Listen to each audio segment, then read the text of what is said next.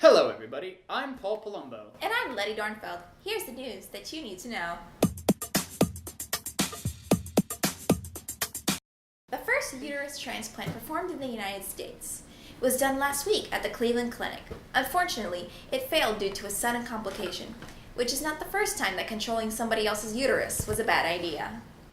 Donald Trump has been gaining delegates heading into this summer's Republican National Convention, forcing people to consider what a Trump presidency may actually be like. This will include a State Department holding a semi-annual "You're Fired" roundup, tax dollars going towards both war and wall efforts, and historians being forced to start brainstorming a name for the Second Cold War.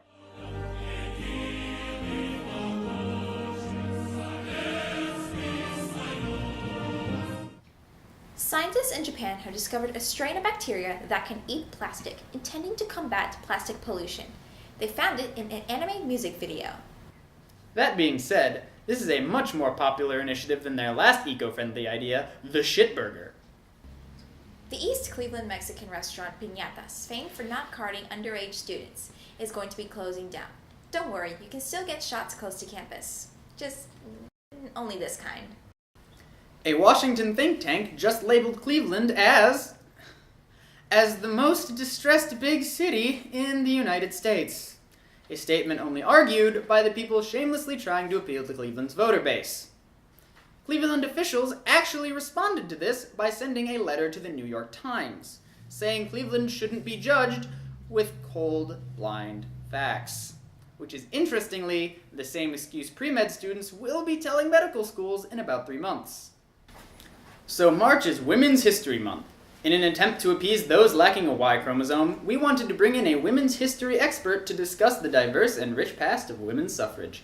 Unfortunately, he could not be here tonight because he got lost and refused to ask for directions. So, we brought in our on-scene female correspondents, Taylor and Julia.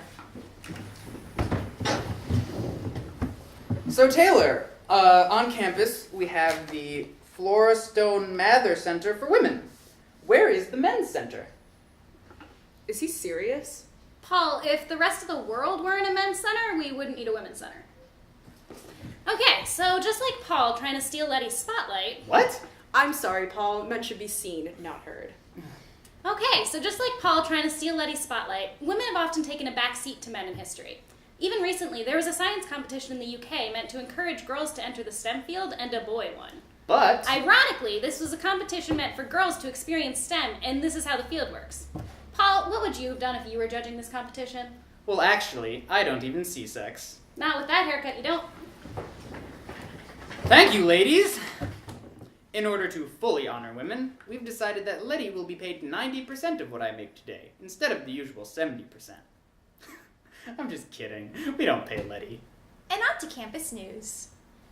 Springfest recently announced that Sage the Gemini will be playing at the annual concert, but he, like the rest of us, will likely only be there for the free food. Many people are upset by the Sage the Gemini announcement, but as the ancient proverb goes, one brings in the new spring by wiggling like you're trying to make your ass fall off. USG held their first all-caucus forum towards the end of February, but only 2 undergraduate students attended. That's terrible, K-students. The only acceptable excuse you could give as to why you didn't go is if you accidentally thought this was an event held by the Fetish Club. It has been announced that Greek Week, Crew's annual testosterone competition, will be themed superheroes. This will more than likely represent the noble, strong, and heroic presence Greek life has displayed in the past. Thanks for tuning in to the Athenian Update. I'm Letty Dornfeld. And I'm Paul Palumbo. See you next time.